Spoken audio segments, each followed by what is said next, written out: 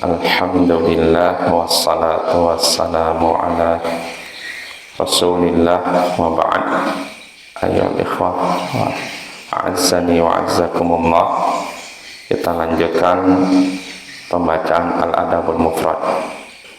Berkata Imam Al-Bukhari rahimahullah, wa bisanadi an Abi Dzar sami'an Nabiyya sallallahu alaihi wasallam yaqul man idda'a li ghairi abihi wa huwa ya'lamu faqad kafar wa man idda'a qauman laysa huwa minhum falyatabawwa maq'adahu minan nar wa man da'a rajulan bil kufri aw qala aduwwallah wa laysa kadzalik illa harat alaihi. Dengan sanad dari Abu Dzar, ia mendengar Nabi sallallahu alaihi wasallam bersabda, siapa yang mengaku anak kepada selain ayahnya dalam keadaan mengetahuinya, maka sungguh ia telah kafir. Dan siapa yang mengaku termasuk bagian suatu kaum padahal ia bukan termasuk kaum tersebut, maka hendaknya ia mempersiapkan tempat duduknya di neraka. Dan siapa yang memanggil seseorang dengan kekafiran atau dengan berkata wahai musuh Allah padahal ia tidak demikian, maka ucapan itu akan kembali kepadanya. Nah, di sini ayolah ikhwah, hadisnya dari Abu Dzar.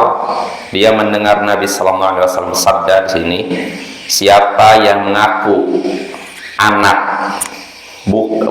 siapa yang mengaku anak kepada selain ayahnya, maka dalam keadaan mengetahuinya, maka ia telah kafir. Maksudnya, kalau ada orang ngaku saya anak fulan, padahal bukan anak fulan. Saya anak si A, padahal bukan anak A.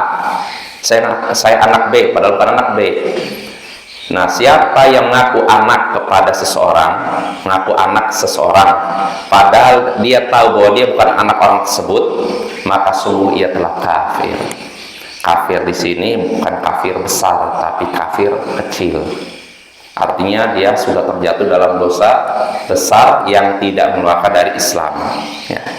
Ini. Lalu yang kedua, siapa yang mengaku termasuk suatu kaum padahal ia bukan termasuk kaum tersebut, maka persiapkanlah tempat duduknya di neraka. Ini maknanya jelas. Oh, saya dari suku fulan, padahal bukan dari suku tersebut. Saya dari kabilah ini, padahal dia bukan termasuk kabilah ini. Dia ngaku termasuk suku tersebut, padahal dia sendiri bukan bagian dari suku tersebut. Nah, orang seperti ini kata Nabi, hendaknya persiapkan tempat duduknya di neraka. Artinya ini dosa yang besar, karena ancamannya neraka ya.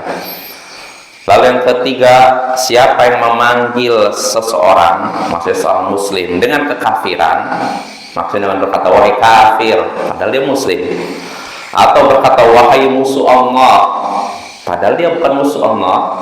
Nah, siapa yang mengucapkan itu wahai kafir, wahai musuh Allah, padahal orang yang dikatakan itu bukan kafir dan bukan musuh Allah, maka ucapan tersebut akan kembali kepada orang yang mengucapkannya. Nah, ini bahaya ya. Kita udah menyebut wahai kafir, dia bukan kafir, kafirnya kepada kita. Nah, balik vonis tersebut kepada kita. Nah, itu makna hadis tadi. Insya Allah jelas. Nah, dari hadis ini kita bisa mengambil beberapa pelajaran, diantaranya diharamkan menyandarkan diri kepada selain ayah kita atau menisbatkan diri kita kepada selain ayah kita. Artinya kita diharamkan ngaku anak seseorang padahal orang tersebut bukan ayah kita. Sama dengan anak angkatnya.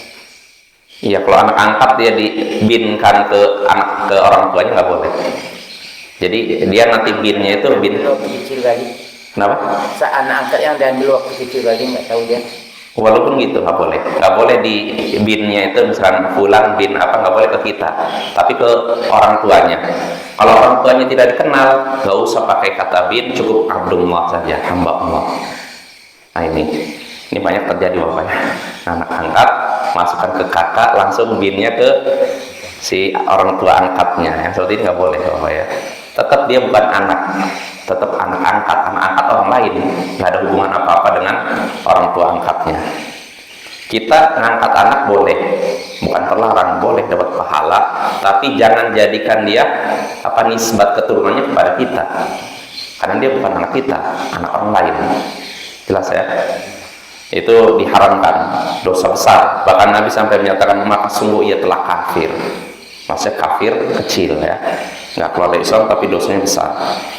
Maka nggak boleh kita ngaku anak seseorang padahal orang tersebut bukan ayah kita. Kita ngaku saya anak fulan padahal fulan bukan ibu kita. Nah yang seperti ini nggak boleh, dosa besar. Begitu pula faedah kedua, diharamkan mengaku termasuk bagian suatu kaum padahal bukan termasuk kaum tersebut. Ini maknanya jelas, saya dari suku A padahal dia bukan dari suku A. Saya dari suku B padahal bukan dari suku B. Mengaku-ngaku. Nah yang seperti ini juga dosa besar, karena kata Nabi, persiapkanlah tempat duduknya di neraka. Ancaman besar ya. Lalu ketiga, diharamkan melontarkan vonis kafir tanpa alasan yang dibenarkan. Kenapa? Karena Nabi menyatakan, siapa yang memanggil saudaranya dengan kekafiran, wahai kafir, wahai musuh Allah, wahai musuh agama, misalnya, wahai musuh Islam, padahal dia tidak seperti itu, maka ucapan tadi akan kembali kepada orang yang mengucapkannya. Nah ini tentu saja bahaya besar ya. Ya mungkin saja. Subhanakallahumma bihamdik, asyhadu an la ilaha illa anta, astaghfiruka wa atubu ilaik. Assalamualaikum warahmatullahi wabarakatuh.